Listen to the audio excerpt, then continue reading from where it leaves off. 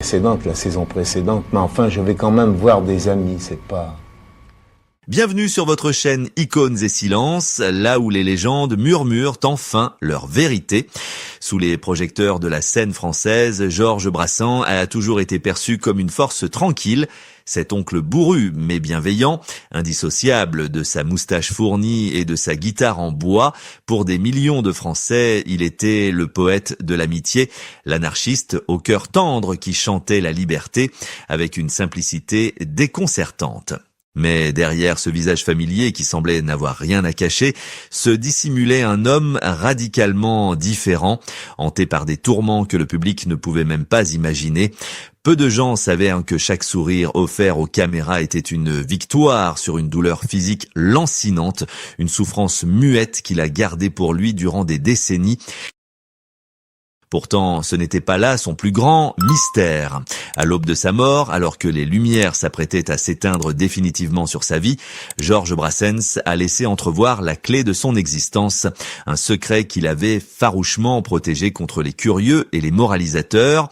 Ce n'était pas un scandale financier, ni une trahison sordide, mais une vérité bien plus intime et bouleversante. Pourquoi l'homme qui chantait l'amour avec tant de ferveur a-t-il refusé, jusqu'à son dernier souffle, de partager le toit de la seule femme qu'il a jamais aimée?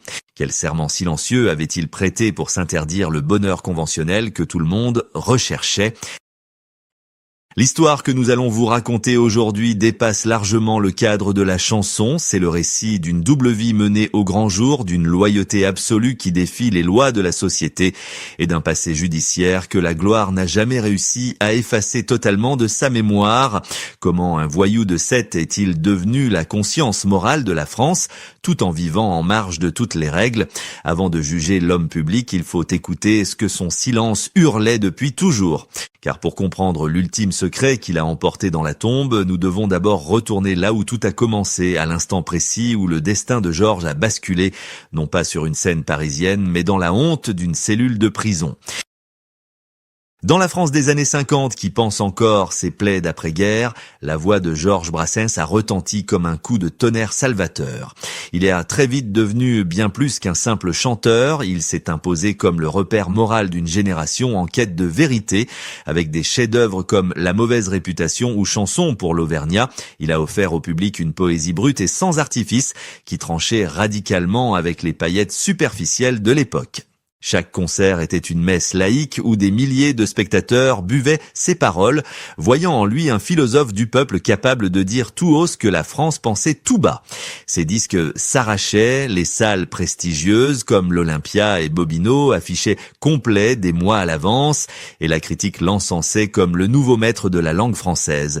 Pour le monde extérieur, Georges Brassens était au sommet de l'Olympe, un géant indestructible qui régnait sur la culture française avec une aisance déconcertante et un sourire en coin. Cependant, cette image d'Épinal cachait une réalité physique et psychologique terrifiante que le public ne soupçonnait pas un seul instant. Pour Georges, la scène n'était pas un trône, c'était un échafaud quotidien qu'il gravissait avec une angoisse viscérale.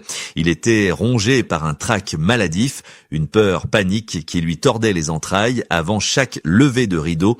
On raconte qu'il arrivait dans les loges le visage blême, ruisselant de sueur froide, terrifié à l'idée de se livrer en pâture à la foule, lui qui chérissait tant son anonymat et sa solitude. Mais ce n'était pas seulement son esprit qui souffrait, car son corps, lui aussi, était devenu son propre tortionnaire. Peu de gens savaient que derrière sa posture stoïque et son pied posé sur une chaise, l'artiste luttait contre des douleurs physiques abominables causées par des coliques néphrétiques chroniques. Ces crises de calculs rénaux étaient si violentes qu'elles auraient cloué n'importe qui d'autre au lit. Mais Brassens, par respect pour son public et par une discipline de fer qu'il s'imposait, montait sur scène et chantait. Il souriait et plaisantait alors que chaque note était une victoire sur la souffrance, transformant sa performance en un véritable acte de résistance physique. Ce contraste entre la douleur qu'il ressentait dans sa chair et le bonheur qu'il procurait aux autres est la première clé pour comprendre la complexité de cet homme.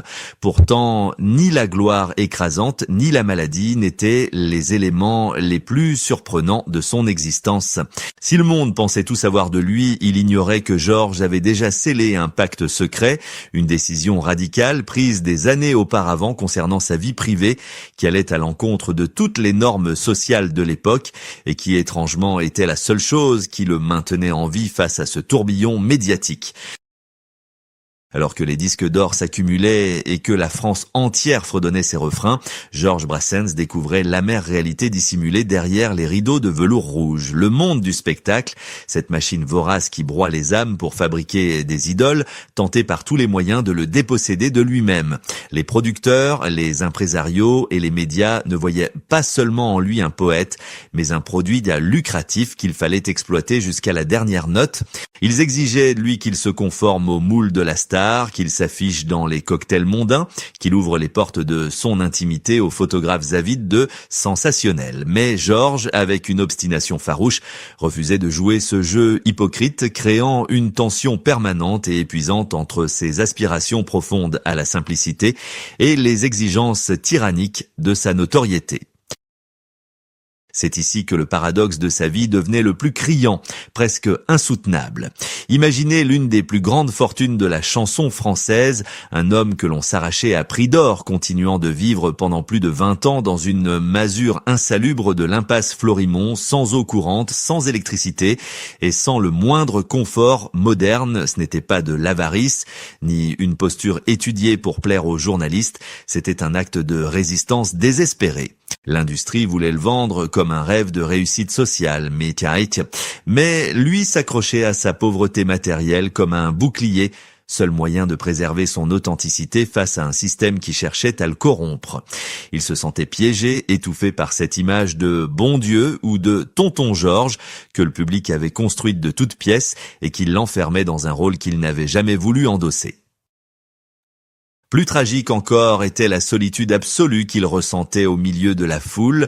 Les tournées interminables n'étaient pas des voyages d'agrément, mais des épreuves physiques redoutables. Contraint par des contrats stricts et la pression de ne pas décevoir, il devait souvent monter sur scène alors que son corps le trahissait. Il y a eu des soirs où la douleur de ses reins malades était si intense qu'elle lui coupait le souffle entre deux couplets. Mais l'industrie du spectacle, impitoyable, n'a que faire des souffrances d'un homme tant que la salle est pleine. Il était devenu prisonnier de son propre mythe, un esclave de luxe dont on exigeait le sourire et la chanson, peu importe le prix à payer en coulisses. Il se sentait trahi par ce milieu qui ne voyait pas l'humain derrière l'artiste, et cette sensation d'être incompris ne faisait que raviver une blessure plus ancienne, une cicatrice indélébile laissée par un scandale de jeunesse qui avait failli tout détruire bien avant que la gloire ne vienne frapper à sa porte.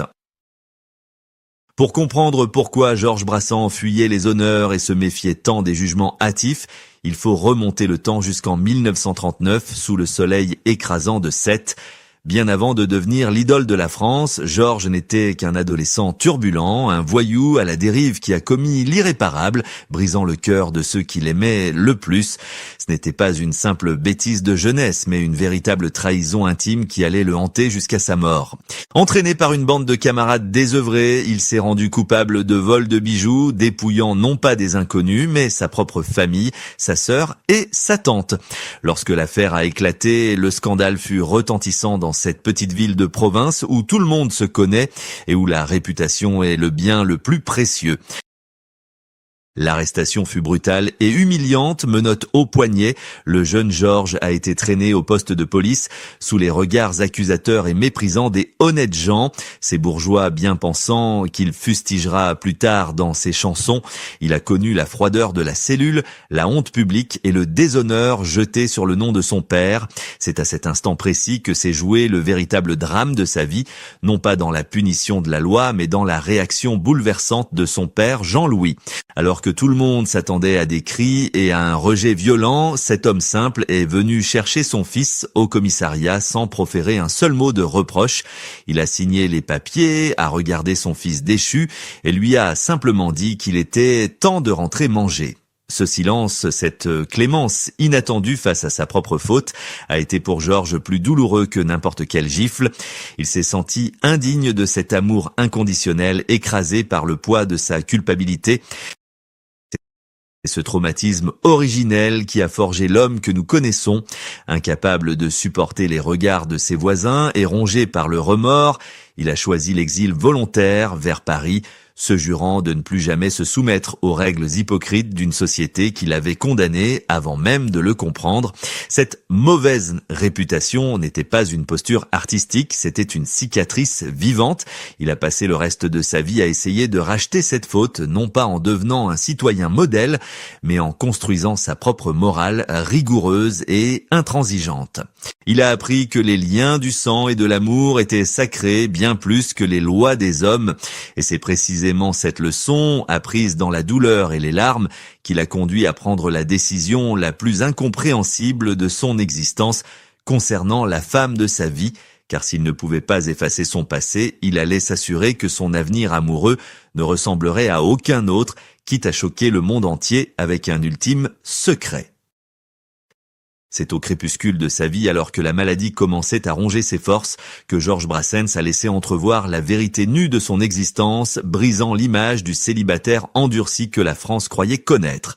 Le plus grand secret qu'il a emporté dans la tombe n'était pas une haine recuite ni un vice caché, mais une histoire d'amour d'une pureté si radicale qu'elle en devenait incompréhensible pour le commun des mortels. Depuis plus de 30 ans, une femme vivait dans l'ombre du géant, Joa Heimann, celle qu'il surnommait tendrement Püppchen, sa petite poupée. Mais contrairement à toutes les histoires d'amour conventionnelles, Georges avait imposé une règle d'or, un pacte inviolable qui a fait jaser les mauvaises langues, mais qui cachait en réalité une sagesse déchirante. Il ne se marierait jamais et ne vivrait jamais sous le même toit. Imaginez la force de caractère qu'il a fallu à cet homme pour dire à la femme de sa vie « Je t'aime trop pour t'épouser ». Ce n'était pas un refus de l'engagement, bien au contraire, c'était une promesse d'éternité. Brassens, traumatisé par les hypocrisies sociales, était terrifié à l'idée que la routine, les factures et la banalité du quotidien ne viennent éteindre la flamme de leur passion. Il a préféré la distance physique pour préserver la proximité des cœurs, choisissant de rester l'amant éternel plutôt que de devenir un mari ennuyeux. Il a brisé le silence non pas par des conférences de presse tapageuses, mais en écrivant ce qui restera sans doute comme sa plus belle confession, la non-demande en mariage.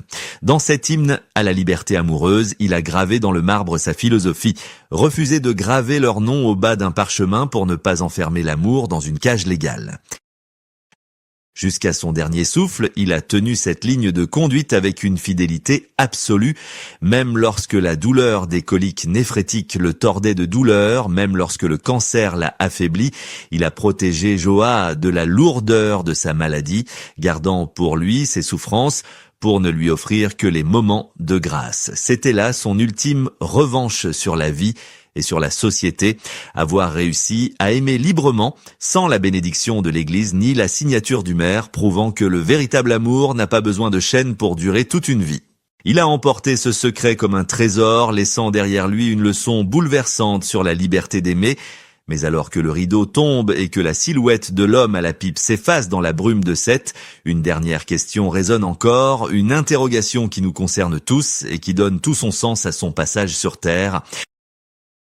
Au terme de ce voyage intime, l'histoire de Georges Brassens ne résonne plus seulement comme la biographie d'une star de la chanson, mais comme un manifeste brûlant pour la liberté individuelle.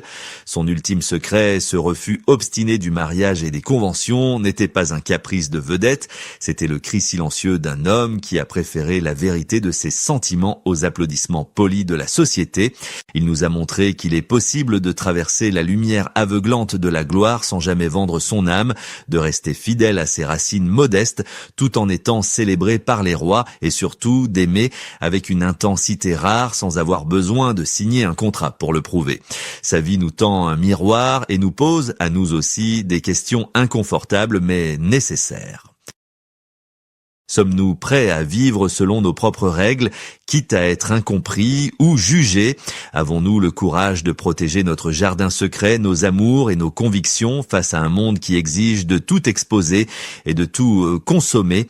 Georges Brassens a payé le prix fort pour sa liberté, endurant la douleur physique et la solitude morale, mais il a gagné le droit de partir la tête haute, sans jamais avoir trahi l'enfant de 7 qu'il était. Il nous rappelle que derrière chaque icône se cache un être humain fragile qui se bat contre ses propres démons et que parfois le plus grand courage ne consiste pas à conquérir le monde, mais simplement à rester soi-même. Aujourd'hui, il repose enfin à Sète, non loin de la mer qu'il a tant chantée, et à ses côtés pour l'éternité repose sa fidèle Püppchen. Ils sont enfin réunis dans la terre comme ils l'étaient dans leur cœur, loin du bruit et de la fureur du show business. Si vous écoutez attentivement ces disques aujourd'hui, ne cherchez pas seulement la nostalgie d'une époque révolue. Écoutez la voix d'un homme libre qui nous murmure que le véritable succès ne se mesure pas au nombre de disques vendus, mais à la capacité de vivre et de mourir sans regret, en accord avec sa propre conscience. C'était là le dernier secret de Georges Brassens, un secret qui n'appartient plus à lui seul, mais à tous ceux qui osent encore rêver de liberté.